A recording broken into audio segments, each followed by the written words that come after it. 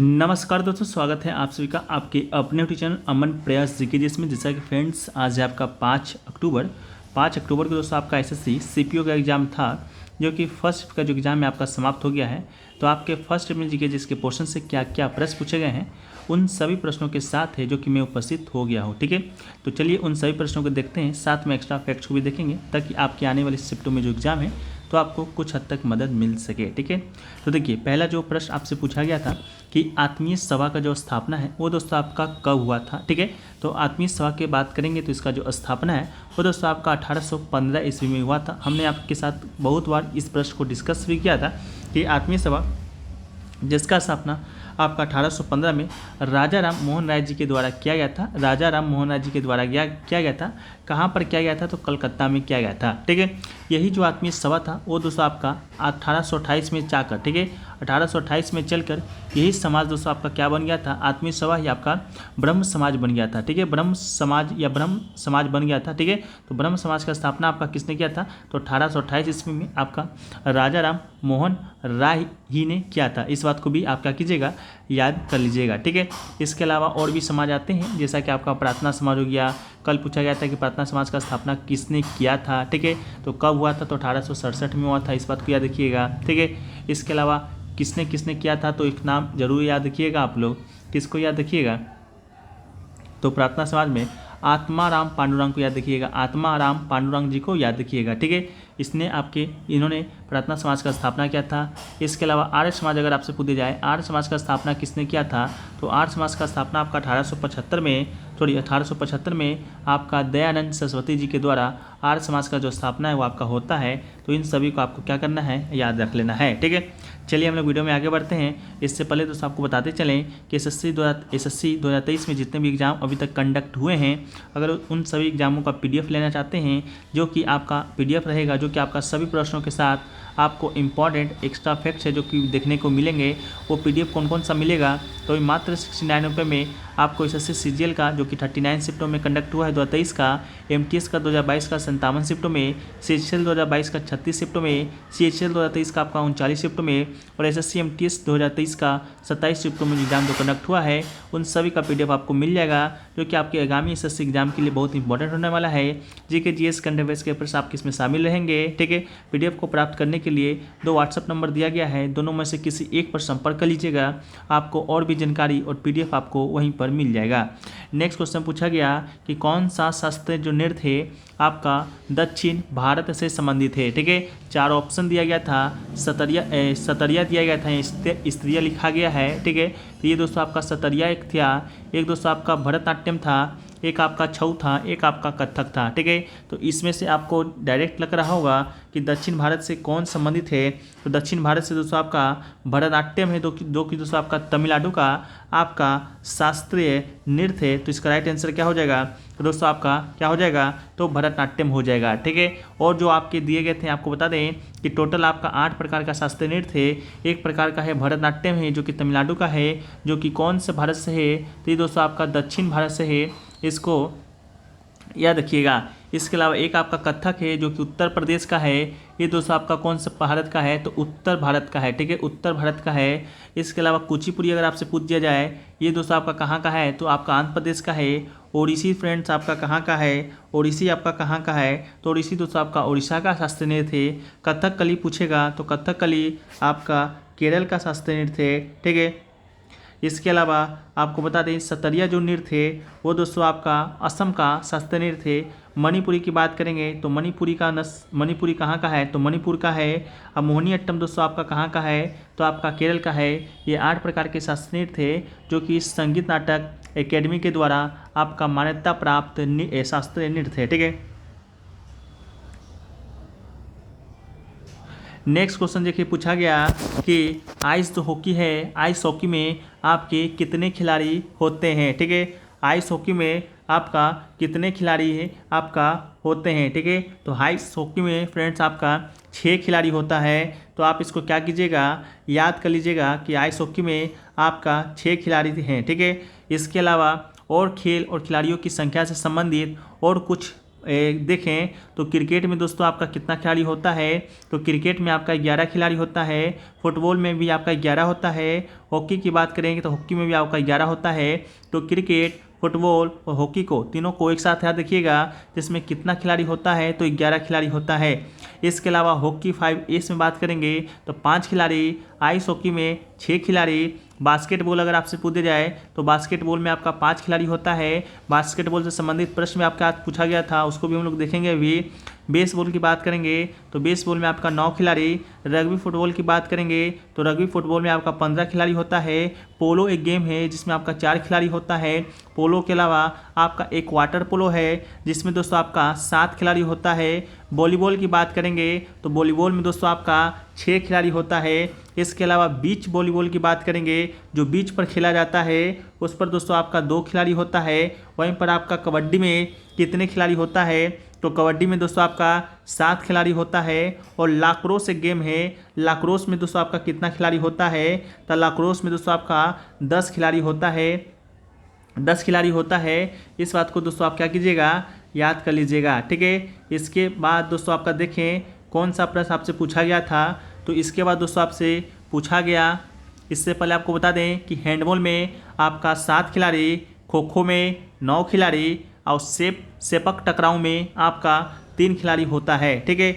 इसके अलावा और देखें तो अगला जो प्रश्न पूछा गया था, इससे पहले आपको बता दें कि जो इस गेम का नाम दिया गया है badminton, tennis, squash, table tennis और कैरम, ठीक है। इसमें आपका 1 या 2 खिलाड़ियों द्वारा खेला जाता है, सिंगल्स में और डबल में। इसको भी आप क्या कीजिएगा, याद कर लीजिएगा, ठीक है। चलिए नेक्स्ट जो क्वेश्चन पूछा गया वो पूछा गया आपका कि पश्चिम घाट का जो विस्तार है आपका कहाँ से कहाँ तक है। इसका जो ऑप्शन है मिल नहीं पाया है सही ढंग से, फिर भी आपको बता दें कि जो पश्चिम घाट है, पश्चिम घाट उत्तर में सतपुरा रेंज से गोवा के दक्षिण में, कर्नाटक के मध्य और केरल व तमिलनाडु से होते हुए कन्याकुमारी में हिंद महासागर तक फैला हुआ है। इस बात को याद रखिएगा। इसके अलावा पूरब की ओर बहने वाली नदियाँ जो पश्चिम घाट से निकलती हैं और पूरब की ओर बहती हैं, उनमें 3 प्रमुख नदियाँ शामिल है, गोदावरी है, कृष्णा है, कावेरी है और कई छोटी सहायक नदियाँ हैं जैसे तुंगभद्रा है, भीमा है, मालप्रभा है, घाटप्रभा है, हेमवती है और दोस्तों आपका कामनी है, ठीक है। चलिए नेक्स्ट क्वेश्चन पूछा गया कि बहमनी साम्राज्य से कौन सा राज है जो कि आपका नहीं निकला था या दोस्तों आपका अलग नहीं हुआ था, ठीक है। तो आपको बता दें कि बहमनी साम्राज्य या बहमनी सल्तनत को भारत के दक्कन क्षेत्र में आपका 1347 से 1518 ईस्वी में आपका शासन किया था। यह आपका मुस्लिम राज के रूप में जाना जाता है। इसके अलावा बहमनी सल्तनत की जो शुरुआत है आपका 1347 में अलाउद्दीन बहमन शाह नामक शासक के द्वारा किया गया था और दिल्ली के सुल्तान मोहम्मद बिन इब्न तुगलक के खिलाफ क्रांति में उन्हें विभिन्न सैन्य प्रमुखों के द्वारा मजबूत किया गया था। इसके अलावा बहमनी साम्राज्य के पतन जब हुआ तो उस समय के बाद 5 दक्कन सल्तनत राज्यों का उदय हुआ था। इसी में से 5 आपका ऑप्शन में दिया गया था, उसको आप लोग देख लीजिएगा। वो 5 राज्य कौन कौन से थे, तो एक आपका बरार था जो कि सबसे पहले बहमनी साम्राज्य से अलग होने की घोषणा किया था। दूसरा आपका बीजापुर था जो कि आपका आदिल शाही वंशी था द्वारा स्थापना किया गया था। अहमदनगर है जो कि निजाम शाही वंश के द्वारा स्थापना किया था। गोलकुंडा आपका कुतुब शाही वंश के द्वारा और बीदर आपका बारिद शाही वंश के द्वारा स्थापना किया गया था। तो ये 5 नाम थे, तो इसी में से 3 नाम आपका दिया गया होगा और 1 नाम आपका अलग दिया गया होगा, ठीक है। नेक्स्ट क्वेश्चन देखिए पूछा गया बास्केटबॉल से कि बास्केटबॉल का जो मैदान है उसका जो आकार है वो दोस्तों आपका कैसा होता है, यानी कि आपसे शेप पूछा गया था, ठीक है। तो बास्केटबॉल की शेप की बात करेंगे तो ये दोस्तों आपका रेक्टेंगुलर यानी कि आयताकार होता है, ठीक है। इसके अलावा जो बास्केटबॉल होता है वो कल पूछा गया था आपका, इसका जो कोर्ट का जो लंबाई और चौड़ाई कितना होता है, तो इसका जो लंबाई होता है वो दोस्तों आपका 28 मीटर और चौड़ाई आपका कितना होता है, तो 15 मीटर होता है। इस बात को याद रखिएगा, यानी कि 28 × 15 आपके ऑप्शन में दिया रहेगा, ठीक है। इसके अलावा इसका जो निर्धारण है वो आखिरकार करता कौन है, ये आपका इतना ही आपका क्या रहेगा, लंबाई और चौड़ाई रहेगा। तो इसका निर्धारण आपका FIBA यानी कि अंतर्राष्ट्रीय बास्केटबॉल फेडरेशन के द्वारा आपका किया जाता है, ठीक है। चलिए नेक्स्ट क्वेश्चन पूछा गया था इनक्यूजिटिव का एंटोनिम्स क्या होता है, तो इनक्यूरियस, इनडिफरेंट, अनकंसर्न्ड आपका। इसके अलावा यूनिट्रस्टेड आपका क्या होता है, इसका एंटोनिम्स होता है। तो आप इसको याद रखिएगा, इसी में से कोई एक ऑप्शन आपको दिया गया होगा। नेक्स्ट क्वेश्चन पूछा गया था कि प्रधानमंत्री का जो नियुक्ति है वो दोस्तों आपका राष्ट्रपति करता है, कौन से आर्टिकल के तहत करता है। ठीक है, वो फ्रेंड्स आपका आर्टिकल पूछा गया था, तो कौन से आर्टिकल के तहत करता है, तो आपको बता दें इसका जो राइट आंसर है वो दोस्तों आपका अनुच्छेद 75 हो जाएगा।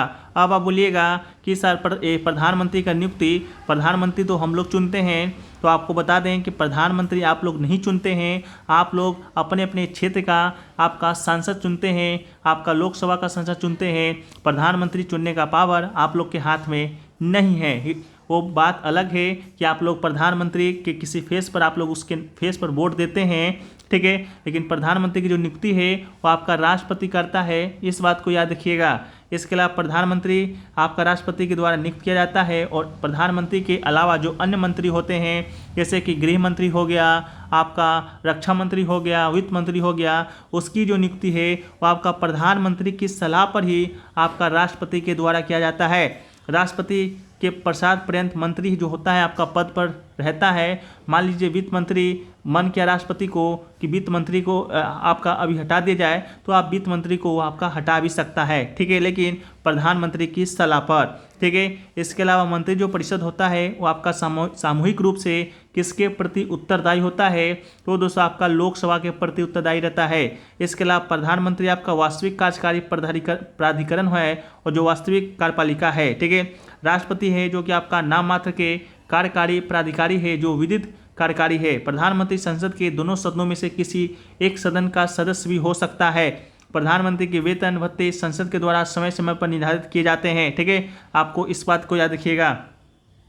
नेक्स्ट क्वेश्चन पूछा गया कि अनुच्छेद 368 में आपका कितने प्रकार के संशोधन का जिक्र किया गया है, ठीक है। अनुच्छेद जो 68 है वो दोस्तों आपका संवैधानिक संशोधन की प्रक्रिया को परिभाषित करता है। भाग 20 के अंतर्गत आता है। अनुच्छेद 368 में 2 प्रकार के संशोधन का प्रावधान है। पहला है संसद के विशेष बहुमत से लोकसभा और राज्यसभा, दूसरा है कुल राज्यों में से आधे के अनुसमर्थन के साथ संसद के विशेष बहुमत के द्वारा, ठीक है। ये दोस्तों आपका लोकसभा राज्यसभा से संबंधित आपका है। इसके अलावा ये आपका राज्यों में जो विधानसभा होता है उससे संबंधित है। इसके अलावा संशोधनों की प्रकार की सूची की बात करेंगे तो हम लोग 3 तरीके आपके संशोधन को देखते हैं। एक आपका संसद के साधारण बहुमत के द्वारा, संसद के विशेष बहुमत के द्वारा, संसद के विशेष बहुमत और कम से कम आधे राज्य विधानमंडल के अनुसमर्थन के द्वारा संशोधन, ठीक है। इसके अलावा बात करेंगे तो भारतीय संविधान का अनुच्छेद 368 में भारतीय संविधान में 2 प्रकार का संशोधन का उल्लेख होता है। एक प्रकार का संशोधन संसद यानी कि लोकसभा और राज्यसभा के विशेष बहुमत के द्वारा, और दूसरे प्रकार का संशोधन संसद के विशेष बहुमत के द्वारा, ठीक है, जिसमें कुल राज्यों के आधे हिस्से का अनुमोदन जरूरी होता है। नेक्स्ट क्वेश्चन पूछा गया कि लाल सागर है, लाल सागर आपका किस देश में स्थित है, ठीक है। तो लाल सागर की बात करेंगे, ये दोस्तों आपका अफ्रीका और एशिया के बीच आपका हिंद महासागर का प्रवेश द्वार है। विश्व में प्रमुख लवणीय जल पुर्तगालों में से एक है। इसके अलावा फ्लोरिडा देश, मिस्र, सऊदी अरब, यमन, सूडान, इरिट्रिया और जिबूती, ठीक है, और बाब अल मदम, जल डमरू और अदन की खाड़ी के माध्यम से दक्षिण में हिंद महासागर में आपका लाल सागर डूबा हुआ है। उत्तर में सिनाई प्रायद्वीप, अकाबा की खाड़ी, सुएज की खाड़ी नहर की ओर जाने वाली है, ठीक है। इसके अलावा आप यहाँ मैप के माध्यम से भी देख सकते हैं, ये दोस्तों आपका रेड सी है यानी कि लाल सागर है, ठीक है।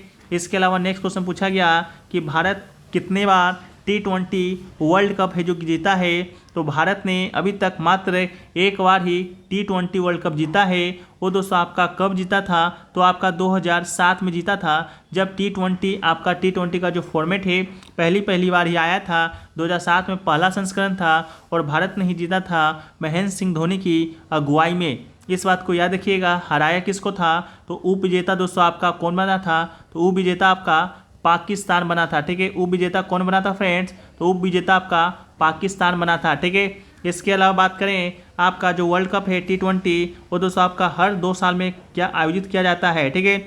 इसके अलावा आपको बता दें कि 2024 का जो आपका T20 जो वर्ल्ड कप है वो आपका अमेरिका और वेस्ट इंडीज़ के द्वारा आपका क्या किया जाएगा, आयोजित किया जाएगा। इसके अलावा 2023 में दोस्तों आपका वर्ल्ड कप हो रहा है, जो कि आपका 50 ओवर का वर्ल्ड कप है, ठीक है, वनडे वर्ल्ड कप है, ठीक है। ये दोस्तों आपका कहाँ पर हो रहा है, तो भारत में हो रहा है, ठीक है। इसके अलावा अगर आपसे पूछे जाए कि वनडे वर्ल्ड कप भारत अभी तक कितना बार जीता है, तो वनडे वर्ल्ड कप भारत अभी आपका 2 बार जीता है, 2 बार, ठीक है। कब कब जीता है, तो एक आपका 2011 में जीता है महेंद्र सिंह धोनी की अगुवाई में, एक आपका 1983 में जीता है कपिल देव की अगुवाई में, ठीक है। इस बात को याद रखिएगा। नेक्स्ट क्वेश्चन पूछा गया कि राष्ट्रपति की कार्यपालिका की शक्ति किस अनुच्छेद में दिया गया है, तो भारत के संविधान का अनुच्छेद 53 के तहत संघ की कार्यकारी शक्ति राष्ट्रपति में निहित होता है, तो अनुच्छेद 53 इसका राइट आंसर हो जाएगा, ठीक है। इसके अलावा अनुच्छेद 54 की बात करेंगे तो अनुच्छेद 54 आपका राष्ट्रपति के चुनाव से संबंधित है, अनुच्छेद 55 आपका राष्ट्रपति के निर्वाचन की रीति से संबंधित है, अनुच्छेद 56 आपका राष्ट्रपति के पद का कार्यकाल से संबंधित है। इसके अलावा नेक्स्ट प्रश्न पूछा गया कि star shapes of temples belong to which density, ठीक है, यानी कि जो आपका स्टार जैसी संरचना होता है जो कि मंदिरों में बनाया जाता है, वो आपका कौन से साम्राज्य से संबंधित है, तो इसका राइट आंसर दोस्तों आपका होयसला साम्राज्य हो जाएगा, ठीक है। होयसला साम्राज्य आपका एक होयसला मंदिर भी है, ठीक है। इस मंदिर का जो सबसे बड़ी विशेषता है कि यह मंदिर एक वर्गाकार मंदिर के आधार पर प्रोजेक्शन कोनों के साथ बेहद जटिल संरचना का निर्माण करता है, जिससे इन मंदिरों का विन्यास एक तारे जैसा दिखने में लगता है और इस तरह संपूर्ण संरचना एक तारामय योजना है, स्टेट प्लान के रूप में जानी जाती है। इस बात को आप क्या कीजिएगा, याद कर लीजिएगा, ठीक है। इसके अलावा फ्रेंड्स आपको बता दें तो एक प्रश्न और जो पूछा गया है वो पूछा गया है कि 26 जनवरी, ठीक है, 26 जनवरी 2020 को, ठीक है, 26 जनवरी जो आपका गणतंत्र दिवस हुआ था, गणतंत्र दिवस आपका 2020 हुआ था, ठीक है। गणतंत्र दिवस 2020 में आपका मुख्य अतिथि कौन थे, ठीक है, गणतंत्र दिवस 2020 में आपका मुख्य अतिथि कौन थे, ठीक है। तो इसका जो राइट आंसर है वो दोस्तों आपका ब्राज़ील के राष्ट्रपति जायर बोल्सोनारो थे, ठीक है, जायर बोल्सोनारो जो कि आपका कहाँ के राष्ट्रपति हैं, तो ये दोस्तों आपका ब्राज़ील के राष्ट्रपति हैं। वही आपका गणतंत्र दिवस 2020 में आपका क्या थे, मुख्य अतिथि थे, ठीक है, क्या थे, तो मुख्य अतिथि थे। इस बात को क्या कीजिएगा, आप याद कर लीजिएगा, ठीक है। चलिए इसके बाद दोस्तों एक और जो प्रश्न पूछा गया था वो आपका 5 वर्षीय योजना से पूछा गया था। किससे पूछा गया, पंचवर्षीय योजना से पूछा गया था। अब आप बोलिएगा कौन सा प्रश्न आपका पंचवर्षीय योजना से पूछा गया, तो पंचवर्षीय योजना से पूछा गया आपका कि जो आपका 7वां जो पंचवर्षीय योजना चला था, 7वीं पंचवर्षीय योजना, उसके बाद 2 वर्ष का जो गैप हुआ था वो आपका कब से कब तक का था, ठीक है, 2 वर्ष का गैप था वो आपका कब से कब तक का था, ठीक है। तो चलिए इस प्रश्न को हम लोग देखते हैं। इससे पहले दोस्तों हम आपको टोटल जो आपके पंचवर्षीय योजना है उसके विषय में बता दें। इसके बाद इस प्रश्न का जो आंसर है आपको खुद पर खुद है जो कि मालूम चल जाएगा, ठीक है। तो पंचवर्षीय योजना की बात करेंगे तो ये दोस्तों आपका शुरू कब हुआ था, तो शुरू हुआ था दोस्तों आपका 1951 में, ठीक है। आप लोग को मालूम होगा 1951 में आपका पहली पंचवर्षीय योजना है जो कि आपका चला था, ठीक है। और कब लास्ट खत्म हुआ था, तो 12वीं पंचवर्षीय योजना के साथ आपका 2017 में आपका पंचवर्षीय जो योजना आता था वो आपका समाप्त हो गया है, ठीक है। इसके अलावा जो पहली पंचवर्षीय योजना है वो दोस्तों आपका 1951 से 1956 तक चला था, इसको याद रखिएगा। और कौन से मॉडल पर आधारित था, तो हेरोड डोमर, ठीक है, हेरोड डोमर मॉडल पर आपका ये आधारित पंचवर्षीय योजना था। इसके अलावा अगर आपसे पूछे जाए कि सेकेंड पंचवर्षीय योजना कब से कब तक चला, तो सेकेंड पंचवर्षीय योजना आपका 1956 से 1961 के बीच चला था। और ये दोस्तों आपका कौन से मॉडल पर आधारित था, तो पीसी महालनोबिस, ठीक है, पीसी महालनोबिस मॉडल पर आधारित था। इसके अलावा अगर आपसे पूछे जाए कि जो तीसरी पंचवर्षीय योजना है, ठीक है, थर्ड पंचवर्षीय योजना है वो आपका कब से कब तक चला, तो थर्ड पंचवर्षीय योजना आपका 1961 से 1966 ईस्वी तक चला था, ठीक है। ये कौन सी योजना पर था, तो ये दोस्तों आपका गाडगिल योजना पर था, ठीक है, गाडगिल योजना पर था। इस बात को याद रखिएगा।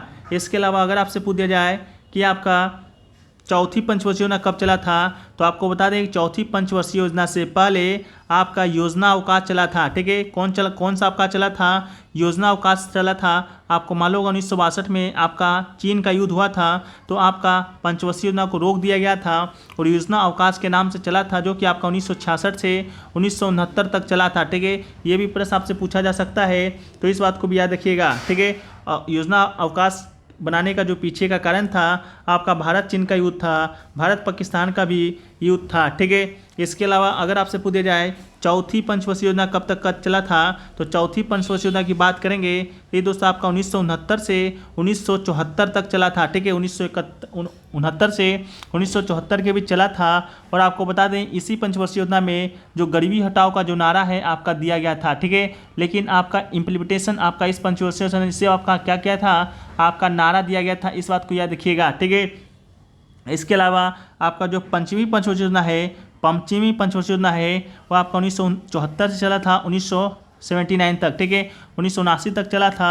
और ये जो पंचवर्षीय योजना है इसी पंचवर्षीय योजना का उद्देश्य था आपका गरीबी हटाओ। ठीक है, ये आपका नारा दिया गया था लेकिन उद्देश्य आपका पंचमी पंचवर्षीय योजना का था। छठी पंचवर्षीय योजना की बात करेंगे तो ये दोस्तों आपको बता दें कि छठी पंचवर्षीय योजना है आपका 1980 से चला था, 1980 से 1985 तक चला था। ठीक है, इसके अलावा जो सातवीं पंचवर्षीय योजना है वो आपका 1985 से आपका 1990 तक चला था। ठीक है, 1985 से 1990 तक चला था।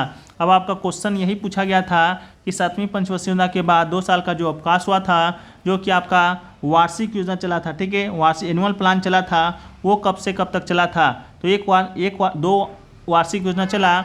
एक आपका 1990 से 1951, दूसरा आपका चला था 1951 से 1992। तो 1900 कब से कब तक चला, तो 1990 से 1992 तक आपका वार्षिक योजना चला था। तो यही आपका क्या था, राइट आंसर था। ठीक है, इसके अलावा और पंचवर्षीय योजना की बात करेंगे तो 8वीं पंचवर्षीय योजना आपका 1992 से लेकर 1997 तक चला था। इसके अलावा 9वीं पंचवर्षीय योजना की बात करेंगे तो 9वीं पंचवर्षीय योजना आपका 1997 से आपका 2002 तक चला। इसके अलावा 10वीं पंचवर्षीय योजना कब से कब तक चला, तो 10वीं आपका 2002 से आपका 2007 चला। 11वीं पंचवर्षीय योजना कब चला, तो 2007 से आपका 2012 तक चला। इसके अलावा 12वीं पंचवर्षीय योजना आपका 2012 से 2017 तक चला। ठीक है, इसके बाद पंचवर्षीय योजना को है जो कि आपका समाप्त कर दिया गया था। ठीक है, तो ये सभी प्रश्न दोस्तों आपके आज के फर्स्ट में पूछे गए थे। आशा करते हैं आपको पसंद आया होगा। पसंद आया है तो वीडियो को लाइक कर दीजिए, चैनल पे नहीं चैनल को सब्सक्राइब कर दीजिए। मिलते हैं हम लोग नेक्स्ट वीडियो में, जब तक के लिए जय हिंद, जय भारत, वंदे मातरम, भारत माता की जय।